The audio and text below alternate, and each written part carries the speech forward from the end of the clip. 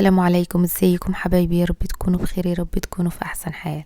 النهارده هنعمل صينيه جلاش سهله وسريعه، مش هتاخد مننا وقت ولا مجهود، ولا هنقف كتير بقى في المطبخ ولا الكلام ده كله، ولا نورق ورقه ورقه.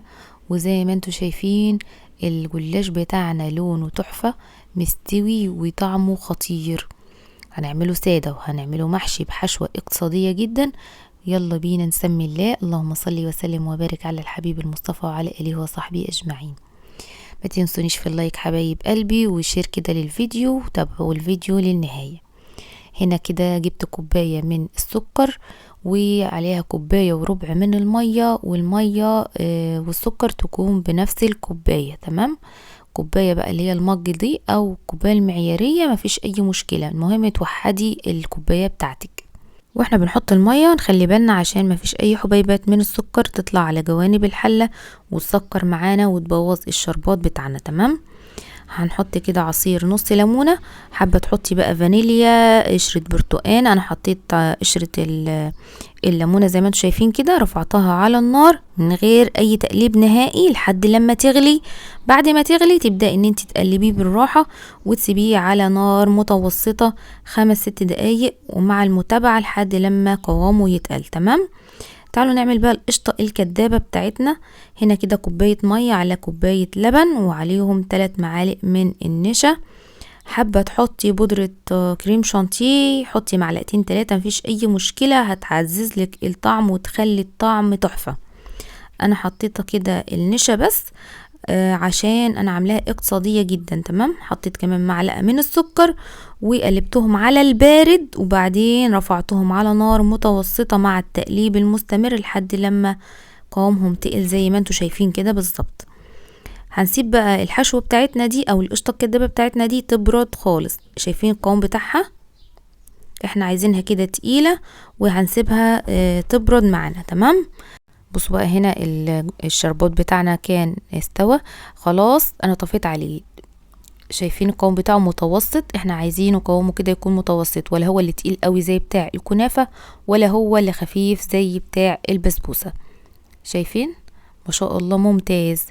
هنسيبه بقى يبرد. انا هنا كده دول كده 5 ورقات من الجلاش، خدتهم فردتهم فوق بعض من غير سمنة. تمام؟ هنتنيهم كده زي ما انتوا شايفين، ونجيب بقى السكينة بتاعتنا ونحاول ان احنا نقطعهم قد بعض، قطع قد بعض.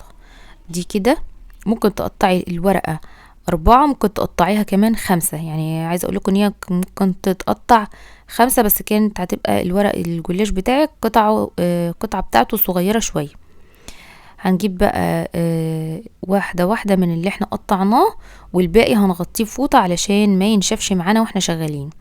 هنعمله كده على شكل مثلث، هنطبق كده الورقة على شكل مثلث، ونيجي من نهاية المثلث ونقطع القطع بتاعتنا. عايزه اقول لكم هتعملوه في ثواني، مش هياخد منكم وقت خالص. هنجيب الصينيه بتاعتنا نكون مسحينها مسحه كده من زيت او السمنه الدايبه عشان ما تاخدش معانا سمنه كتير. تمام؟ استخدمي سمنه تكوني مدوباها عشان ما تستخدميش سمنه كتير. هنا كده هنعمل شكل برضو مثلثات، ونيجي من اخر المثلث ونقطع القطعة بتاعتنا. شايفين؟ مفيش اسهل من كده. بس كده هنجيب الصواني بتاعتنا ونرص كل الكمية بتاعت الجلاش، ونجيب بقى نص كوباية كده من السمنة احنا مدوبينها، هنوزع بقى بالمعلقة. شايفين؟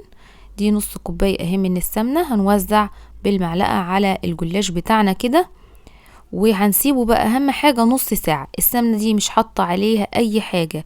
قبل كده كنت عاملة معاكم جلاش وكنت حاطة على السمنة بيكنج باودر. المرة دي شايفين شكله تحفة، مورق جدا من غير بيكنج باودر ولا اي حاجة. اهم حاجة بس تسيبيه نص ساعة على الرخامة بالسمنة بتاعته عشان يشرب كل السمنة قبل ما ندخله الفرن. تمام؟ بعد كده هنولع الفرن بتاعنا ونسخنه كويس جدا، وبعد ما يسخن هنهدي درجة الحرارة ل180 او نهدي النار. تمام؟ من تحت بس، مولعين الفرن بتاعنا من تحت بس. هنحط الصينية بتاعتنا على الشبكة على نار هادية. اول ما بياخد لون كده من تحت بنولع الشواية نص دقيقة بس، بياخد اللون الحلو اللي انتوا شايفينه ده، وبيكون استوى وانتفخ وبسم الله ما شاء الله مورق وتحفة.